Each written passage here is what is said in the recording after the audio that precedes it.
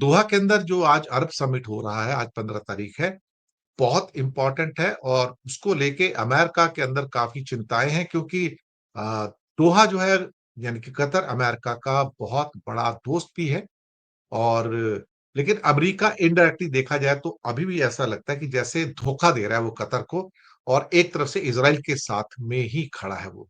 तो ये धोखा देने की प्रवृत्ति अमेरिका की पुरानी है और इसको लेके अब अरब देशों में काफ़ी हद तक बेचैनी भी है और उनको लगता है कि अमेरिका अपने बेसिस तो यहाँ पर चाहता है, लेकिन यहाँ पर पैट्रियट मिसाइल्स और साथ में थार्ड ये सारे सिस्टम थे, उनको एक्टिवेट क्यों नहीं किया गया जब इज़राइल के फाइटर जेट्स यहाँ पर अटैक करने आए तो उनके ऊपर अटैक क्यों नहीं किया गया?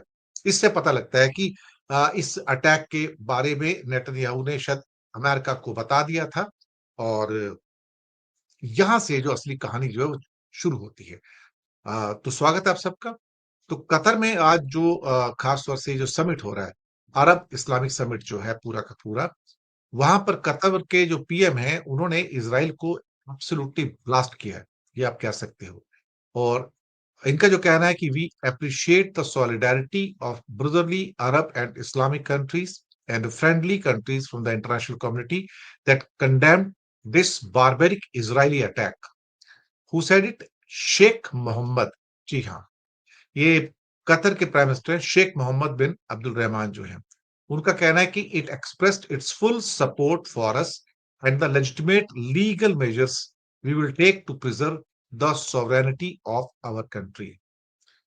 कतरी प्राइम मिनिस्टर ने इसके ऊपर काफ़ी कुछ कहा है और जो organisation of Islamic nations and Arab league जो हैं उन्होंने कोई इसकी सेरेमनी वगैरह नहीं थी लेकिन हाँ यहाँ पर जो बातचीत हो रही है वो कंसर्न जो है वो सब देशों ने जताया है।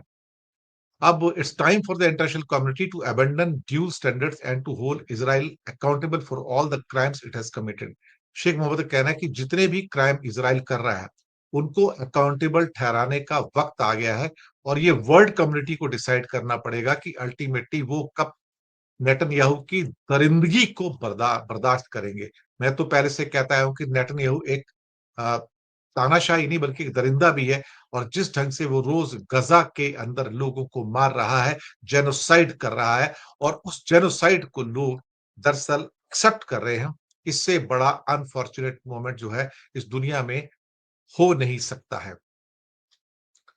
साथ में ये भी कहा गया कि the ongoing state terrorism against the people of the region demands us to draft a resolution for the UN General Assembly to put an end to these practices as well as violations and crime against the Palestinian people and put forward for the two-state solutions। ये एक अपने आप पे इसको war crime के रूप में भी देखा गया है। इसको जेनोसाइड के रूप में देखा गया कि you want to kill the entire community, entire country actually. तो this is something extremely dangerous और ये सारे के सारे जो स्टेटमेंट्स हैं दोहा मीट से अभी निकल कर आ रहे हैं। लेकिन इस बीच में अचानक से मार्को रूबियो जब इज़राइल में पहुंचे, जी हाँ, जब इज़राइल में पहुंचे, तो कहीं न कहीं इस बात का एहसास हुआ कि अमेरिका पूरी तरह से इज़राइल के साथ रॉक सॉलिड खड़ा है और ये उन्होंने कहा कि I am standing with the Israel. इसका मतलब इज़राइल 100 पाप कर ले, दरिंदा बन जाए, दूसरों को नष्ट कर दे, जेनोसाइड कर दे, नरसंहार करे, उसके बावजूद भी अमेरिका इस दरिंदे के साथ खड़ा रहेगा। ये सबसे ज़्यादा बड़ी अफ़सोस की बात है और अमेरिका ने एक्चुअली ओपनली इज़राइल के अटैक को रिग्रेट तो किया है लेकिन कंडेम नहीं किया है। ये एक पूरा का पूरा देखा जाए तो लेसन होना चाहिए जितने भी गल्फ के नेशंस हैं, उन्हें इस बात का एहसास होना चाहिए कि अमेरिका उनको दगा दे रहा है। उनके लैंड को यूज़ करता है, वहाँ पेट्रोल सिस्टम लगाता है, मिलिट्री तैनात करता है, लेकिन कतर के ऊपर होते हुए अटैक को रोकता नहीं है क्योंकि उसका फ्रेंड उसके ऊपर अटैक कर रहा है। तो ये जो दोगलापन है, इसका कहीं न कहीं दोहा को और अरब देशों को जवाब देना होगा। सबसे पहले तो वो ये कर सकते हैं कि जो इज़राइल के साथ जो डिप्लोमैटिक रिलेशंस है, उसको तोड़ सकते हैं। उनकी कंपनियों को बोल सकते हैं कि लीव दोहा और लीव दुबई, इनको छोड़कर आप चले जाइए, आप यहाँ पर धंधा-पानी नहीं कर सकते, आपको अलाउड नहीं है।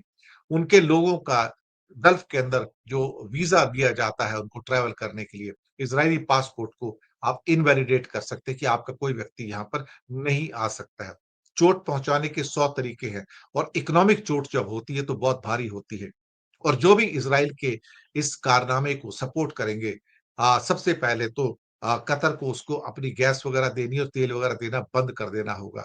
इस ढंग से जो इकोनॉमिक चोट लगेगी तब लोगों को एहसास होगा कि इज़राइल को हमने किस सीमा तक जाकर सपोर्ट करना है। ये बहुत-बहुत अहम हो जाता है। इज़राइल के इरादे वैसे भी काफ़ी खतरनाक होते चले जा रहे हैं, क्योंकि उनको तो अब पूरा का पूरा क्या कहते हैं कि वेस्ट बैंक भी चाहिए। कमाल की बात है साहब, उनको सिर्फ़ गज़ा से शांति नहीं है और पूरा का पूरा वेस्ट बैंक भी कब्ज़ा करके एक क्या कहते हैं कि ग्रेटर इज़राइल की स्थापना करनी है। उनको अमेरिका की ग्रीन सिग्नल का इंतज़ार है, अमेरिका का ग्रीन सिग्नल ऑलमोस्ट मिला हुआ है मैं आपको बताऊँ। अमेरिका दरअसल इस समय एक किस्म से एक जेनोसाइड का साथ दे रहा है। वो पूरे के पूरे एक कंट्री को इस दुनिया की अर्थ के ऊपर से मिटा देना चाहता है। रूबियो ने संकेत दिया है कि वह कब्ज़ा करने के विरोध में नहीं है और ट्रंप प्रशासन शायद इसमें कोई भी बाधा नहीं डालेंगे। इस किस्म की बातें निकल कर आ रही कि अगर वेस्ट बैंक के ऊपर कोई फाइनल आप ऑनस्लॉट करते हैं, तो अमेरिका को उससे कोई ज़्यादा परेशानी नहीं है। अगर यही सारी चीज़ें होनी हैं और मानवता को तार-तार कर देना है, ह्यूमैनिटी को उठाकर बाहर फेंक देना है, तो फिर उसके बाद तो कुछ बचता नहीं। उसके बाद तो कुछ भी नहीं होता है। अब आप क्या करोगे? तो मुझे लगता है कि बहुत सारी जो चीज़ें इस समय जो निकल कर आ रही हैं, वो काफ़ी खतरनाक है और ये फैसला जो है गल्फ के नेशंस को या जो इस्लामिक नेशंस हैं, उनको करना पड़ेगा कि वो उस अमेरिका के साथ कैसे रहें, जो लगातार इज़राइल के जेनोसाइड को सपोर्ट करते हैं। तब आप क्या करोगे? मुझे लगता है कि कहीं न कहीं यहाँ पर जो गलती है, वो जो गल्फ के नेशंस हैं, उनकी भी गलती है। वो दूसरे को कब तक दोष ठहराते रहेंगे? उनको अपना जो क्या कहते हैं कि सुरक्षा है, उनको खुद करनी होगी। कल को अगर इज़राइल आके उनके ऊपर आक्रमण करता है, तो क्या उनके पास अपने एयर डिफेंस सिस्टम नहीं होने चाहिए? क्या उनको अमेरिकन डिफेंस सिस्टम के ऊपर डिपेंड करना चाहिए? जब तक ये मुल्क आपस में मिलके एक कंसर्टेड या एक क्या कहते हैं जॉइंट पूरा एक्टिविटीज इज़राइल के खिलाफ नहीं करते और उसको नहीं हराते, तब तो इज़राइल इनको क्या कहते हैं ना कि पूरे के पूरे तौर पर चोट मारता रहेगा और ये कुछ भी नहीं कर पाएँगे। ये इस बात को तो मैं भी आज की डेट पे मानकर चलता हूँ और हमें ये समझना होगा कि इज़राइल की जो दादागिरी है, उसको अगर खत्म करना है, तो फिर बात बिगड़ सकती है। इस बीच तुर्की को भी इस बात का डर लग रहा है कि इज़राइल हमला कर सकता है। 6 मुस्लिम देशों पे तो अटैक कर ही दिया गया है और अगला नंबर तुर्की का आ सकता है।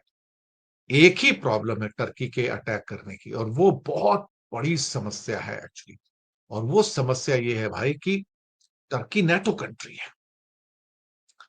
अब अगर वहाँ पर एक्ट ये होता है, अटैक होता है टर्की के ऊपर, तो सभी नेटो कंट्री को इज़राइल पे अटैक करने जैसा होगा। फिर कितने कंट्री ऐसे होंगे नेटो के जो इज़राइल के ऊपर अटैक करेंगे? ये बहुत अहम चीज़ है मैं आपको बताऊँ। क्योंकि आर्टिकल 5 यही बोलता है कि अगर कोई भी कंट्री उनके ऊपर अटैक करता है, तो ये अटैक सारे के सारे 32 नेटो नेशंस के ऊपर होगा। लेकिन उस समय बहुत सारे देश ऐसे हैं जिसमें अमेरिका भी है और जो ब्रिटेन भी है, जर्मनी भी है, फ्रांस भी, इटली है, जो कि इज़राइल पे अटैक नहीं करना चाहेंगे और वहाँ पे उनकी एक किस्म से कहा जाए तो पूरी की पूरी नेटो ही टूट जाएगा। तो नेटो का ये जो रवैया है वो इज़राइल को भी लगता है कि आशंकित कर रहा है कि क्या नेटो वास्तव में उनके साथ में आएगा? मुझे नहीं लगता साथ में आएगा। लेकिन हाँ, एक बात यहाँ पर कहने की खुद तुर्की मिलिटरीली बहुत पावरफुल है। उस खित्ते के अंदर पूरे रीजन में तुर्की सबसे पावरफुल है। पूरी फौज है, नेवी है, एयर फोर्स है, आर्मी है।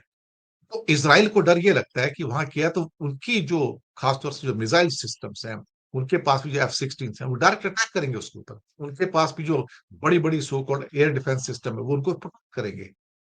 ये इज़राइल को डर लगता है कि उसके पास पूरी आर्मी है और इज़राइल पूरी आर्मी वाले कंट्री के साथ लड़ने को तैयार अभी नहीं है। अगर अटैक करेगा तो उसको शायद बहुत बुरा नतीजा हो सकता है और उस समय नेटो के कंट्री जब अगर आर्टिकल 5 को इन्वोक करता है, तो इज़राइल बहुत ज़्यादा बैक फुट पे जाएगा और नेटो के अंदर भी फूट पड़ जाएगी। अब मुसीबत ये है कि जो कुछ भी इज़राइल ट्राई कर रहा है, वो इस टाइम फेल होता नज़र आ रहा है। जो कुछ भी नेतन्याहू ट्राई कर रहे हैं, वो इस समय फेल होते नज़र आ रहे हैं। और एक बहुत बड़ा समस्या ये है वहां पर कि जो मोसाद था, जो उनकी खुफिया एजेंसी है, उसने नेतन्याहू का साथ नहीं दिया। मोसाद से कहा गया था कि भाई आप जाइए और आप जाकर जो हमास की लीडरशिप है कतर में, दोहा के अंदर, उसको एलिमिनेट कीजिए, खत्म कीजिए। वो मोसाद ने मना कर दिया था, तो वहां से एक बहुत बड़ा रिफ्ट आ गया। उनका कहना था कि दरअसल दोहा जो है हमारा दोस्त है और बहुत बड़ा दोस्त है। हम किसी भी हालत में कतर के ऊपर अटैक नहीं करेंगे क्योंकि ये बैकफायर करेगा और हमारे लिए एक बहुत बड़ी मुसीबत बन जाएगा।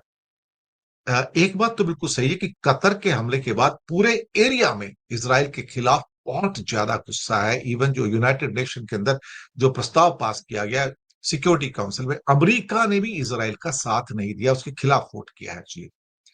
तो इस बीच इजराइल ने गजा पर तो अपने हमले तेज किए हैं और कतर सरकार ने एक इमरजेंसी जो समिट है वो बुलाया है। कतर के प्राइम मिनिस्टर मोहम्मद अल थानी का कहना है कि हमास नेताओं पर इजराइल के फैसले से उनके देश और अमेरिका और इजिप्ट के साथ जो मीडिएशन के प्रयास हैं वो हम जारी रखेंगे। और इस बैठक में यह भी कहा कि हम इजराइल के खिलाफ भी कोई कदम उठा सकते हैं, जिसके लिए उसके साथ जो संबंध है हम उनको खत्म कर सकते हैं। और ये बात अमेरिका को एहसास हो रहा है कि पूरे खित्ते में, पूरे के पूरे रीजन में, गल्फ में, वेस्ट एशिया के अंदर या मिडिल ईस्ट में, वहां पर इजराइल के खिलाफ गुस्सा है। और नेतन्याहू एक पागल आदमी की तरह, एक जैसे कोई दरिंदा होता है ना जिसे समझ नहीं होती है, लेकिन वो लोगों को मारना चाहता है।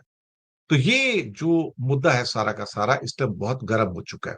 ये जो एकता हमें नजर आ रही है पूरे गल्फ के अंदर या एक अरब वर्ल्ड के अंदर, इस्लामिक वर्ल्ड के अंदर, खासतौर से इसराइल के खिलाफ, इसकी हीट अमेरिका महसूस कर रहा है कि कुछ ज्यादा हो गया है। यहां पर नेतन्याहू दरअसल क्या है ना कि अपने काबू से बाहर हो गया है। उसने अपनी चादर से बाहर पैर पसार लिए हैं और उसने वहां पर अटैक किया जहां पर दुनिया बर्दाश्त नहीं कर सकती। बल्कि ट्रंप के अलावा पुतिन ने भी नेतन्याहू को फोन किया और कहा कि तुम पागल हो गए हो क्या, तुम किस पे अटैक कर रहे हो, कि तुम्हारी हिम्मत कैसे पड़ी, तुम दोहा पे अटैक कर रहे हो, who are you to attack them. मुझे लगता है जो समर्थन कतर को मिला, इवन भारत जैसा देश जो कभी इसराइल को कंडेम नहीं किया पूरे गजा अटैक के अंदर, उसने कंडेम किया है इसराइल को कि तुमने दोहा पे अटैक क्यों किया, कतर पे अटैक किया। Qatar is very influential, extremely influential. आप कतर के साथ प्ले नहीं कर सकते। अब ये सारा जो अरब समिट भी बुलाया है जो आज हो रहा है 15 तारीख को, अब इसकी हीट को महसूस कर रहा है अमेरिका की ये कुछ हाथ से बाहर हो गया है। इसलिए मार्को रूबियो को इसराइल भेजा कि चलो थोड़ी सी उसको भी कहा जाए कि हम तुम्हारे साथ में हैं। लेकिन अगर आप अपनी लिमिट से बाहर जाके और अपने दोस्तों को अटैक करते हैं, सऊदी को का आज आज कतर को किया, कल सऊदी को करोगे, फिर यूएई को करोगे, तो जवाब तो मिलेगा। फिर उसके बाद ऐसा नहीं हो सकता कि जवाब ना मिले। ये हो सकता है कि जो डिप्लोमेटिक रिलेशंस हैं इनके, वो उसको तोड़े और जो उनके बिजनेसेस हैं, ज्यूज के जो बिजनेस हैं, उनको दुबई छोड़ने के लिए कहा जाए, दोहा छोड़ने के लिए कहा जाए, सऊदी छोड़ने के लिए कहा जाए। ये उनके लिए एक बहुत बड़ी चोट होगी।